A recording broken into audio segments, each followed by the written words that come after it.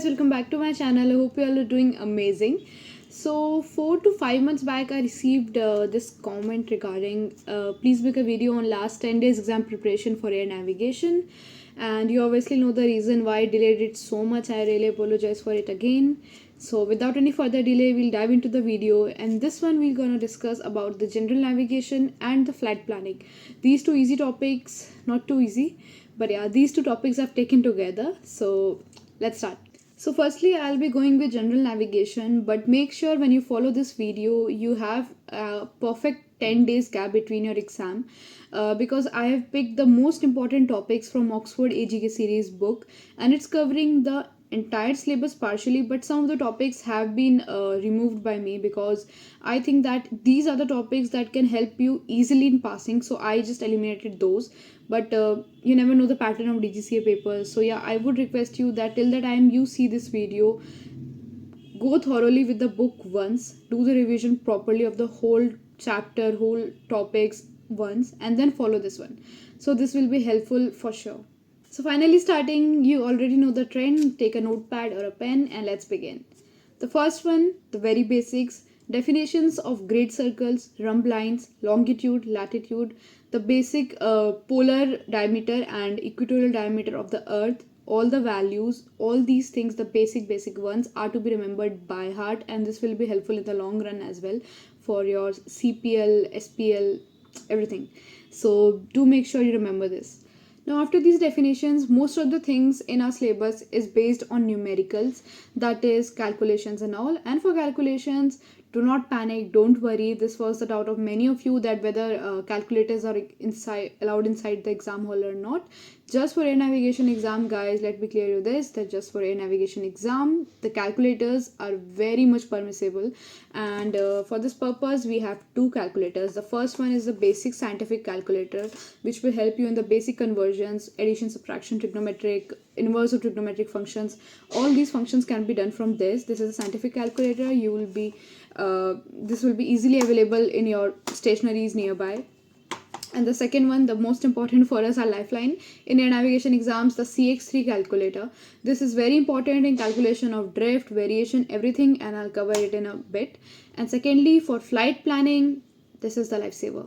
So do purchase it, and your calculations would be very easy with this. So beginning with the numericals, we'll be having 1 mark questions regarding conversion. That is, convert nautical miles per hour into kilometers per hour, or knots into directly nautical miles. Knots into directly kilometer per hour. And you obviously know knots is directly that nautical mile per hour. So it's the same thing. So again, CX3 can be used. It has an inbuilt calculator in it, but I use this scientific calculator. So yeah, it will be helpful in this one. Again, drift calculations, the very easy calculations would be there, 15 degree left, 15 degree right, and by this time you must be familiar with the topic. So this will again be helpful. 1 in 60 rule, the very important rule, which will be helpful in a very long run. This is to be remembered by heart. 1 in 60 rule, just memorize it here only, because आगे इसका बहुत use है. It's very important. Again, convergency calculations, convergency definition, conversion angle ka formula. The formulas are a lot in number in general navigation, but we have to remember all of these. Okay, and honestly, I feel whether when numericals and calculations are there, the subject becomes more easy there, because when I studied air regulations, it was a very vast subject, and things to be remembered were a lot in number. So I personally felt air regulations was a bit hard than air navigation, and air navigation was my first subject and I liked it a lot. So again, 1 in 60 rule, very important. Convergency, very important. Departure questions are being departure questions, departure definition, departure formula, everything is being asked in air navigation, and it will be asked in all of the interviews, whether you'll go for SPL, CPL, flying clubs. Most of the flying clubs would ask you this question, because departure is the very basic formula and very important for pilots to know.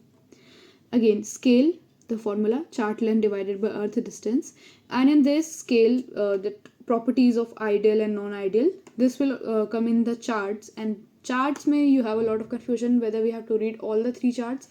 I read only 2 charts, that is Mercator and Lambert's. Polar stereographic, I just read ऊपर से just the basic properties and all, but I didn't do the formulas and all because I knew that Mercator and Lambert's are the only one just a numerical of scales could be asked.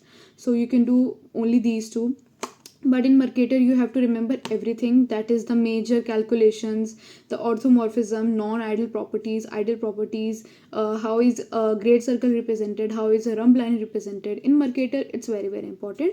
Lambert say basic you can read at once, but yeah, numericals could be asked from Lambert's chart. So these two charts are to be remembered. Now the most important, time. In time, these equinoxes and all is to be remembered for once, but yeah, it's important as per exam point of view. In time, Kepler's three laws done by heart. Kepler's three laws are very very important. Now the dates of winter solstice, summer solstice, autumn equinox, spring equinox, all these dates, the earth's position, this is to be remembered. The angle between, very important question, the angle between plane of equinoctial and plane of ecliptic, this is very important, whether it is 66.5 degree, 23.5 degree, all these options would be there, and people generally get confused in this. This was in my attempt as well, so do remember this one. Again, the use of calculator, conversion of UTC to standard time to GMT time, all these calculations would be there.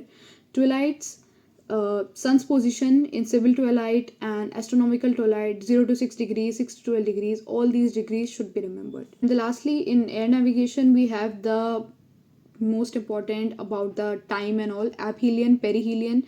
The dates of these two are very very important. This would be a direct question, please do remember it. And with this we have the sidereal year, calendar year and civil year. I don't know whether one more year is there, tropical year, I'm sorry. All these durations, please remember it by heart, because for exam point of view I know these are a lot of confusion is there, but I don't think this would be useful ahead in any of the papers, but yeah, for this paper to study it by heart. Again, conversion of various things, and in this the calculator will play a significant role. We will get ample of calculations. I told you about nautical mile per hour to kilometer per hour, but you can also get about nautical mile to statute miles, and conversion of the very basic kgs to liters, US gallons to imperial gallons, all these values, whether you have to multiply by 2.205, 3.785, all these values are to be remembered. A direct question would be there. And again, we'll be needing in departure also degrees into radians and radians into degrees. These all things are to be remembered, and your calculator will help you in this. So we're done with general navigation, and now we move on to flight planning and monitoring. Nothing to worry, we have just 3 important topics in this, and that are very very easy if you are thorough with the concepts. Payload, point of safe return or point of no return, and distance to CP. In payload I got 3 to 4 questions, I hardly remember, but I got 3 to 4 questions from payload, and they were a lengthy one. So I got at least I invested at least 5 to 7 minutes to one question, because yeah, I was not clear with payload because I didn't revise it much, so that was my mistake, and that question was very lengthy, so yeah, it got my time as well, and I didn't get good marks in that as well. So payload, do remember it by heart, the definitions of MTOW, MLW, because if these things are clear, then only you will be able to solve the numerical. Even if you read a question and you feel like, oh my god, I know this, it's very easy, please solve it. It will gain you will gain self-confidence only, and this will somewhere help you in time management as well. The more practice you do, the better you become. So payload is done. The point of safe return or point of no return, it was again one of my favorite topics. I did a lot of questions from Oxford, the flight and monitoring Oxford AGK series, and a lot of contingencies are given. Engine failure, fuel is decreasing, all of these things are there, and it is a very good book to practice more and more questions.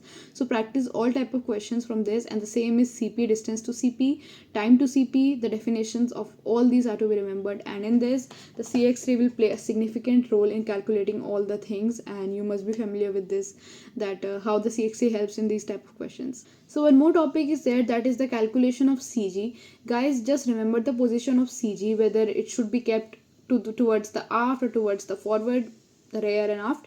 But please don't remember the numericals and all, because it will only confuse you. I don't remember I don't remember exactly when this question was asked last time. So CG calculations need not to be remembered. Just read the theory and all, and you'll be good to go. So with this, we are done with the air navigation, that is general navigation and flight planning last 10 days exam preparation. I hope this video was helpful for you, and if it was, then please leave a comment below. I'll be glad to know. Thank you so much for watching, and we'll meet in the next video where I'll be talking about instrument and radio aids. Thank you. Keep flying.